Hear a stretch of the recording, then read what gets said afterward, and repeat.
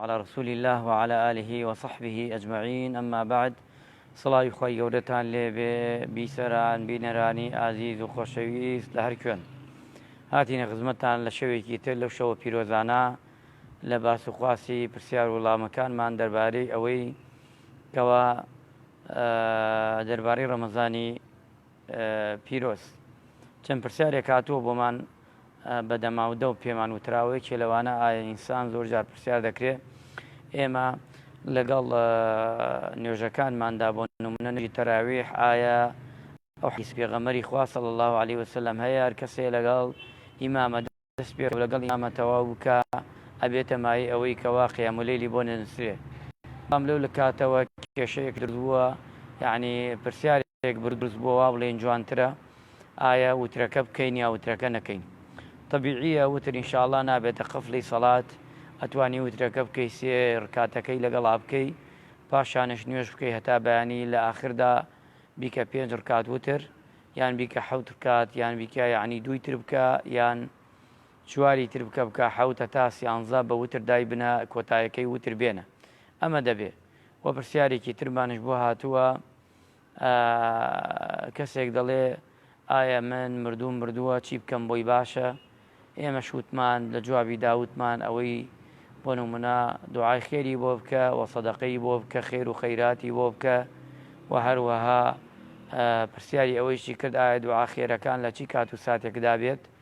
ئەو شوتمان فەرمومان وتمە شەرع وای وت کە لە کاتی شەو نوێژە ئەگە ئینسان بتوانێت لە دوای نوێژەکان ئەگە بتوانی لە قبل ئیفطار واتە پێشەوەی ڕۆژوو بشکێنی لە کاتی سحوردا و لە کاتی بارانباریندا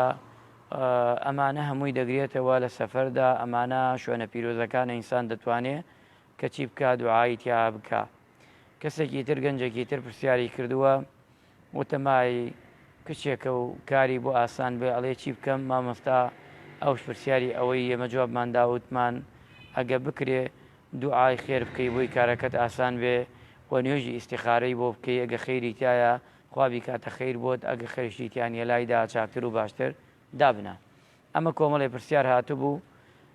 بۆمان ئێمەش حەزمان کرد بە کورتی جوابی جەنابتان دەینەوە هەر کەسێکش پرسیاری هەیە دەتوانین جوابی بدەینەوە ئینشاءالله بە پشتیوانی پەروەردگار و ئەگە دوایش پرسیار بکبینێرە بۆ پەیجەکە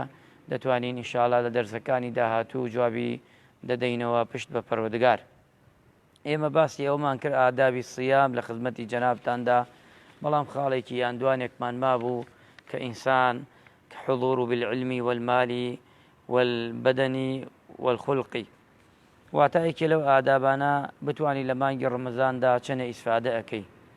بەڵام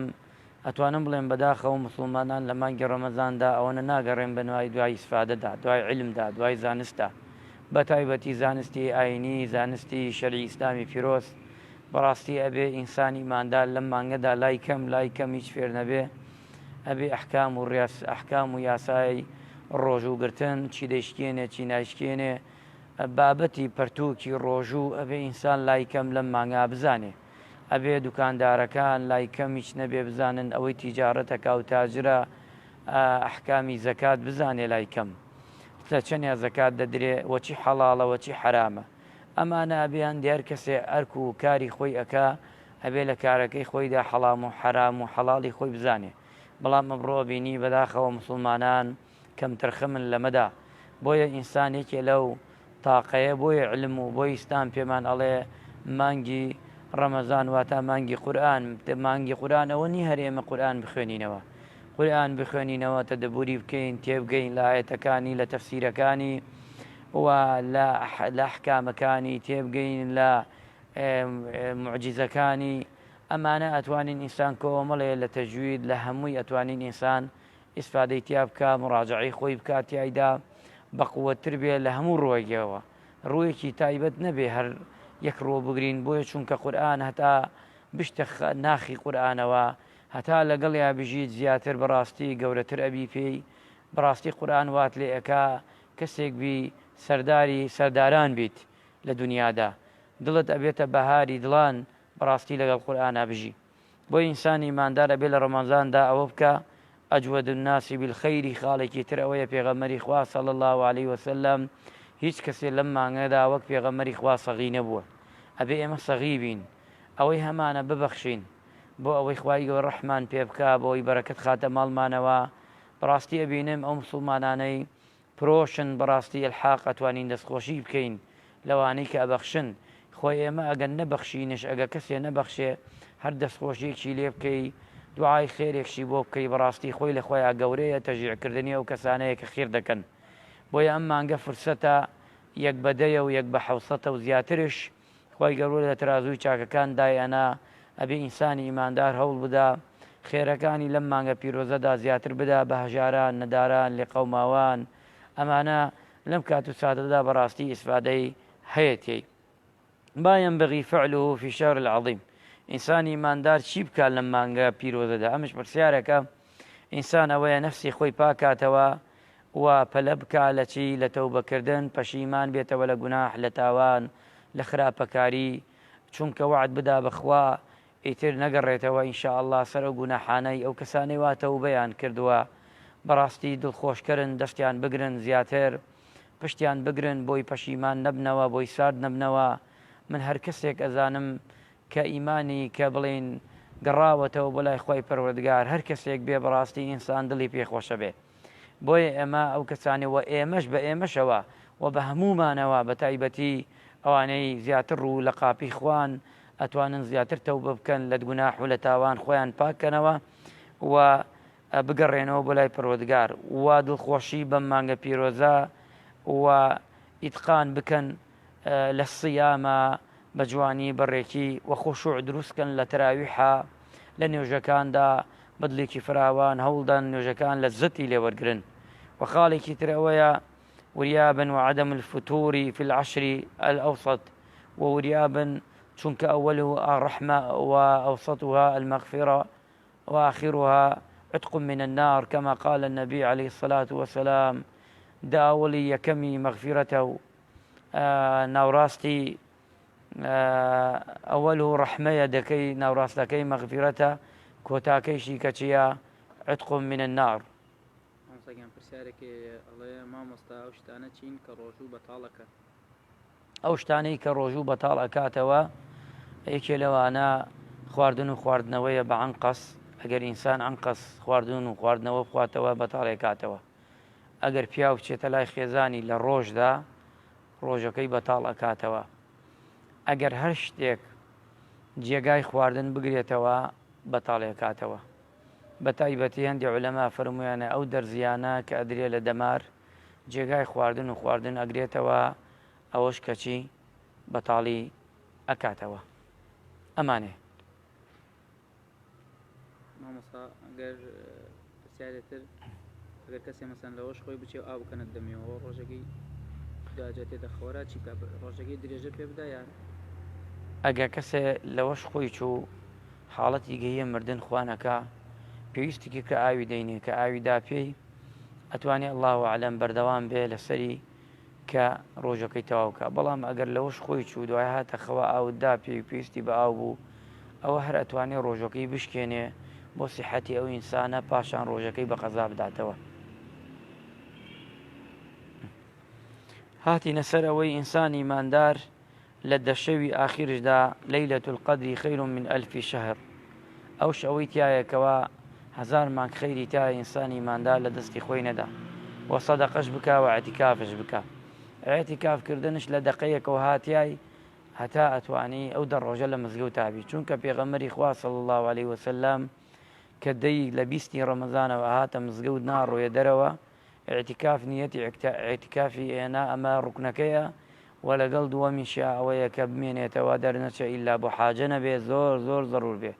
ئەگەر دەرچوو هەروە ئەوە ئیعتیکافەکەی بەتاڵە بێتەوە. ئیعتیکافەکە ئەتوانێت بۆ دەقەیەک یان سەعاتێک یان 2 سەعات یان 10 سەعات یان ڕۆژێک یان تاقێک یان 2 ڕۆژ ئیتر بە گوێرەی ئیشوک ئەتوانی ئەمێنێتەوە نیەتی ئیعتیکاف بێنێ تیایدا ئەبێ ئینشاءالله. بەڵام ئەگەر وەک سونەتی پێغەمبەری خوا صلی الله علیه وسلم مێنێتەوە ئەوە هیچی تیا نییە ئینشاءالله، ئەوە خەیری زیاتر و چاکترە. لا بأس من التهنئة بدخول الشهر وقد كان النبي صلى الله عليه وسلم يبشر أصحابه واتە تەهنیە پیرۆزبایی بکەن لە یەکتری بە بۆنەی مانگی ڕەمەزانی پیرۆز. ئەمەش هەڵەیەکە لە ناو موسڵماناندا زۆر جار بۆتە هەڵەوە دەزانین ئەگەر من بڵێم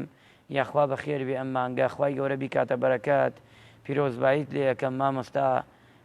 ئەڵێ پیرۆزبایی هەر بۆ جەژنە. ئێمە ناڵین جەژنە، ئەڵێن بوشرا مژدەی خۆش بدەین بە یەکتری، چونکە پێغەمبەری خوا صلی الله علیه وسلم مژدەی داوەتە ئەسحاب و یاوەران کە بەچی بە ڕۆژوو کە بەو مانگە کە هاتووە و ئاگاداریانشی کردێتەوە بۆ خۆشیەی کە هاتوو بەیان. نووسایەتی من مامۆستا من قاچم شکاوە ئاسایە نوێژەکانم لە ماڵ بکەم. ئەو برا بە ڕێزا خوشکە دیارە نێرینێ ئەو برا بە ڕێزە ئەتوانی چۆن کرا پێت نوێژەکانت ئاوا بکە، چونکە خوای گەورە ئاگای لە دڵەکانە. ئەگە پێت کرا بێ بۆ جەماعەت زۆر تەبیعیە و شەرم مەکە و دانشە لەسەر کورسی یان قاش درێژکە، چونکە خێریەکەی زۆرە. ئەتەی بۆ تەراویح لەگەڵ ئیمامە نوێژ دەکەی بچۆ مزگەوتێ با کورد بێ بۆی ئەزیەتی تۆ نەبێ و هەوڵ دشتە با شوێنێکش بێ ئیسراحەتی تیا بکەی ئەگە توانیت. ئەگەر نەشتوانی بیتە مزگەوت لە ماڵەوە با کەسێکی خۆت باوکت برایەک دۆستێک بە جەماعەت بۆت بکە بۆی خێرەکەت هەدەستکەوێ. ئەگەر ئەمش نەبوو حاڵەتی سێهەم خۆت بە تەنیا بکە و ئینشاءالله خوای گەورە بەنیەتی جەماعەت و خەیر و پاداشتەکەت بۆ دەنووسێ، چونکە عوزری شەرعی هەیەتەوە. ئەتوانین وتمان ئەمە کە ئەنجام بدەی مژدەی خۆش بدەی تا دەور و بەرەکەت. لەیرە ڕاوەستین ئەچینە سەر بابی ئەحکامی سیام، بەڵام وابزانم ئەوە بەسە ئەگە پرسیار نەبێ یان دووبارەی یەکەینەوە کەسێ پرسیاری هەیە دەتوانی پرسیارەکانی هەموو شەوێک ئێمە 11 دەست پێ ئەەکەین بە ئیزنی خوا پێشکات دەتوانێت پرسیارەکان ڕەوانکە بۆ ئەوی لە کاتی بابەتەکانمانە پرسیارەکان وەڵام دەینەوە یان تەبیعیە بە ڕۆژش بینێرێ چاوەڕانی ئەو پرسیارانەی کە جەنابتانە کەسێ پرسیارە بەگوێرەی توانە ئینشاءڵڵا ئێمەش ئەتوانین جوابتان دەدەێنەوە ئەوەی کەمێ پێمان بکرێ و لە توانامان هەبێ و هەر کەسێکش پرسیاری بی لەو کاتەدا لە کاتی بەرنامەکەماندا هەر زۆر تەبیعیە دەتوانێت کە پرسیارەکەی بکە. خوای گەورە عیبادەت لە من و لە ئێوەش وەرگێ، خوای گەورە لە من قبوڵی بکە و لەگەڵ ئەو برا ئازیزانەی خۆم بەڕاستی وەک جوندیەکی سەربازێکی خوای گەورە ئەو گەونجانەی کەوا ئەم پەنجە نازارە ئەبنە ڕوێەوە خوای گەورە مۆفەقیان بکە. تەنانەت من زۆر جا داوایان لێ دەکەم حەزەکەم ئەم قسەیە بۆ بیسەران بکەم کە کەمێ خۆیان دەرخەن لەسەر شاشەکەڵێن مامۆستا ئێمە بۆ خوا دەیکەین حەز ناکەین لە شاشەکە دەربچین، حەزەکەین بەس پەروەردگار بزانێ خوای یان خۆت ئاگات لێ بەم نیەتە پاکهاتوون. خوایە هەر سانیەک هەر دەقەیەکدا نشن لە بەرنامەیەکدا، خوایە هەر پۆستێک ئەکەن، خوایە هەر دەستێکی خەیریان هەیە لە هەر کار و کردارێکی ئەم پەیژە، خوای گەورە هەر پلەپایەکیان بین و ئەرز و ئاسمان خوایە لای خۆت بەرزکەیتەوە و لێیان ڕازی بی و هەر نیازێک هەیە لە دڵ هەرە کامێنەکاندا خۆت ئاگات هەیە لە خەتەری دڵ، خوایە نیازە چاکەکانیان بۆ جێبەجێ بکەی، خوایە یا ڕەبی مۆفەقی دنیا و قیامەتیان بکەی، خوایە لە باشتا کۆمان کەیتەوە لەگەڵ پێغەمەردا. ئامین ئامین لەگەڵ ئێوەی خۆشەویست و ئازیزدا وصلى الله على محمد وعلى آله وصحبه أجمعين.